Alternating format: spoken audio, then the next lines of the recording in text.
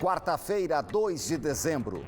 Prefeito de São Sebastião diz que a cidade não vai para a fase amarela e vai procurar na justiça o direito de permanecer na fase verde do Plano São Paulo. É grave o estado de saúde de jovem de 23 anos que teve o corpo queimado após o vizinho atear fogo na casa onde ela morava em Pindamonhangaba. As duas filhas dela também foram atingidas. O suspeito já está preso. Dezembro laranja. Vamos falar da prevenção ao câncer de pele, doença responsável por 27% dos tumores malignos no Brasil. Uma ótima tarde, seja bem-vindo ao Band Cidade.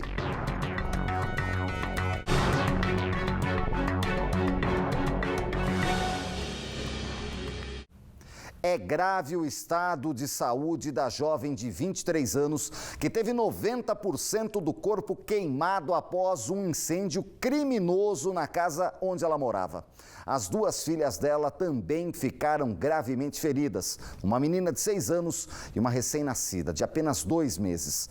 O caso aconteceu na tarde de ontem em Pindamonhangaba e quem tem todos os detalhes ao vivo pra gente é a repórter Caroline Rossas. Carol, boa tarde para você. O próprio vizinho das vítimas invadiu a residência e ateou fogo. A polícia confirma isso? Boa tarde.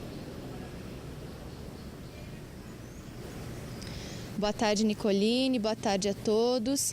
Isso mesmo, o incêndio teria sido causado por um homem de 21 anos que mora exatamente do lado da casa das vítimas. Mais cedo eu estive lá, conversei com alguns vizinhos que disseram que ele teria invadido a residência para tentar estuprar a mulher de 23 anos e, como não conseguiu, acabou ateando fogo nessa casa. A motivação ainda vai ser apurada pela polícia, porque como a jovem de 23 anos está hospitalizada, ela ainda não pôde ser ouvida, mas a hipótese de tentativa de estupro não está descartada. O crime aconteceu na tarde de ontem no bairro Pazim, que fica no distrito de Moreira César, em Pindamonhangaba. O criminoso, depois de ter ateado fogo, ele acabou fugindo, mas ainda ontem foi localizado pela Polícia Militar. Nós temos imagens desse momento que mostram que a população ficou tão revoltada que tentou agredir o suspeito. Ele foi encaminhado ao CDP de Taubaté. A jovem está na UTI do Hospital Regional aqui em Taubaté em estado grave. A bebê foi levada ontem à noite para um hospital de São Paulo com 82% do corpo queimado e a outra filha da jovem, a criança de 6 anos, está hospitalizada em Limeira. Ela teve 49% do corpo queimado, Nicoline. Olha, realmente um absurdo. Você traz mais detalhes dessa história na nossa programação e na segunda edição do Band Cidade. Obrigado, Carol.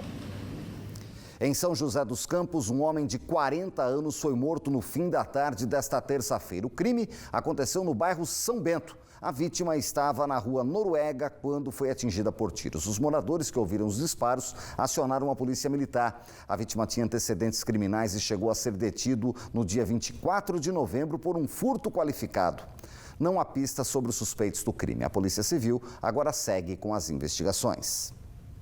Agora a Covid-19. No litoral norte, o prefeito de São Sebastião, Felipe Augusto, disse que a cidade não vai retroceder à fase amarela do Plano São Paulo. Quem explica isso pra gente é o repórter Conrado Balucci, direto do litoral. Boa tarde, Conrado.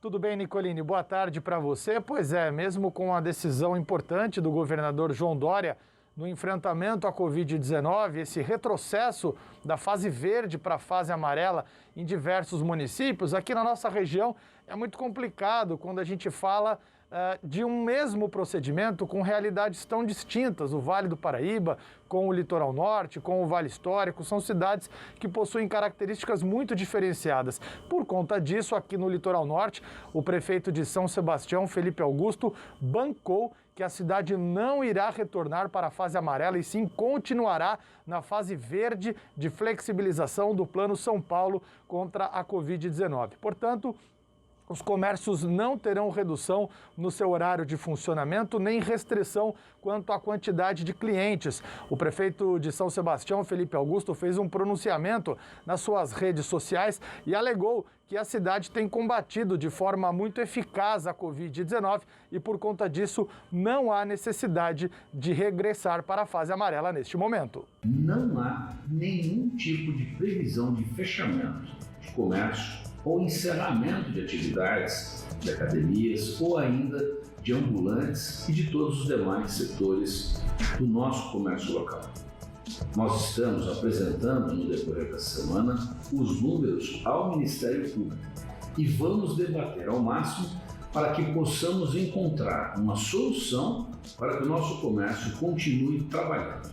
A cidade de São Sebastião enfrenta essa pandemia com muita responsabilidade, mas nós também devemos estar atentos com a questão econômica. Afinal de contas, a nossa arrecadação caiu e muito. E se caiu para o município, caiu para o empresário, caiu para o comerciante. Lembrando que a cidade tem 51 mortes registradas pela Covid-19 e 2.530 casos confirmados. Ainda assim, quase 22 mil testes foram realizados e a curva da doença aqui na cidade ela vem diminuindo. Teve o seu pico entre junho e julho, ali próximo ao inverno, quando a cidade registrou os maiores casos da doença, o maior número de casos, e agora nos últimos meses apresentou uma queda. Por isso, a continuação da fase verde bancada pelo prefeito, mesmo contra o decreto do governador João Dória aqui na cidade. Volto com você, Nicolini. Obrigado, Conrado. Bom, apesar de discordar de regredir o município para a fase amarela, o prefeito Felipe Augusto suspendeu a programação de verão que começaria esse mês em São Sebastião. Portanto, esse ano não tem shows de grandes artistas e nem fogos tradicionais durante o Réveillon. Agora a gente muda de assunto porque estudantes que vão concorrer ao Enem em janeiro foram forçados a se isolar ainda mais nesses tempos de pandemia, já que as aulas dos cursinhos acontecem de maneira remota. Mas olha, não basta apenas focar nos estudos, tem que cuidar da saúde. Reforçar a alimentação e manter a proximidade da família podem ajudar no bem-estar físico e mental. Máscara no rosto, álcool em gel nas mãos, cadernos, livros e canetas na mesa. Essa tem sido a rotina de estudos adaptada da Renata desde que a pandemia começou. Para ela, que presta vestibular sonhando com uma vaga numa universidade na área da saúde, as preocupações por aqui são duas: com os estudos e com a saúde. Foi um ano muito difícil, muito complicado, porque é muita pressão, né? Tanto da escola e quanto da minha família também. Então, foi um ano onde eu sofri muito, né, por ficar sozinha, porque eu gosto daquele contato com outras pessoas. No início do ano que vem, ela vai realizar o Enem, o Exame Nacional do Ensino Médio, e por medo de contrair a Covid-19 no contato com outros candidatos, a estudante preferiu continuar com o ensino online, mas não esconde que os desafios foram muitos. Eu não sabia por onde começar, na verdade, né, porque estava tudo muito diferente, muito, assim, eu nunca tinha visto, então foi muito complicado. E aí que eu tinha aula no período da manhã e daí à tarde eu procurei estudar sozinha mesmo. Esse ano, por causa da pandemia, o Enem foi adiado somente para janeiro de 2021. Mas, pensando na saúde dos vestibulandos, o MEC anunciou que aqueles alunos que estiverem com coronavírus poderão fazer as provas em fevereiro. Saúde, é claro que, antes de mais nada, o que é importante para todos nós é a preservação da vida. Então, é trabalhar com as dificuldades, é entender os riscos, é entender as normas e os protocolos que devem ser seguidos e respeitados, para que a gente não tenha aí resultados, né, desagradáveis que envolvam aí o bem-estar dos nossos alunos e das pessoas. Como esse foi um ano atípico para os alunos dos anos finais devido ao isolamento social, agora a orientação é buscar um equilíbrio na rotina de estudos com o lazer. A gente pede para os pais também se manterem atentos daqueles adolescentes que se trancam muito no quarto, que fazem um isolamento total. Não é essa a intenção. A intenção é manter eles com convívio de pessoas pessoas que eles amam, um convívio social mínimo daqueles amigos próximos. Por quê? Isso vai fazer que a tensão pré-prova ela fique menor, ele vai fazer a prova mais relaxado, apesar de estarmos numa pandemia. Para os alunos que vão realizar o Enem em janeiro do ano que vem, os cuidados nessa reta final são fundamentais. Se alimentar bem, dormir bem, no período pré-prova, manter sim um isolamento social, né? Não vai na casa daqueles amigos ou dos parentes que estão apresentando sintomas do coronavírus, como tosse, mal-estar, febre, né? Por quê? Ninguém quer fazer a prova sentindo isso. Você quer estar bem disposto, você quer estar com o corpo bem fortalecido. Então, nesse período, é super importante uma suplementação de vitaminas, manter o sistema imunológico bem forte. Bom, uma pessoa ficou presa nas ferragens em um grave acidente agora no final da manhã na Via Dutra. Foi na altura do quilômetro 164, no retão de Jacareí.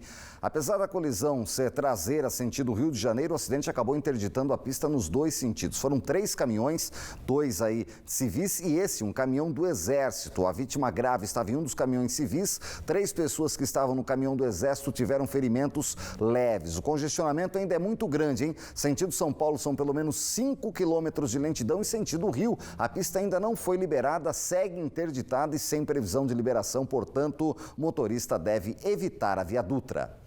Imagens de Caraguatatuba, agora a chegada da rodovia dos Tamoios, lá no litoral norte, está bem mais tranquilo. 28 graus, mas tempo parcialmente nublado no início da tarde desta quarta-feira. Há pequena chance de chuva. A gente vai para um rápido intervalo comercial e volta dentro de instantes com mais notícias aqui no Band Cidade. Agora 1 da tarde, mais 1 minuto.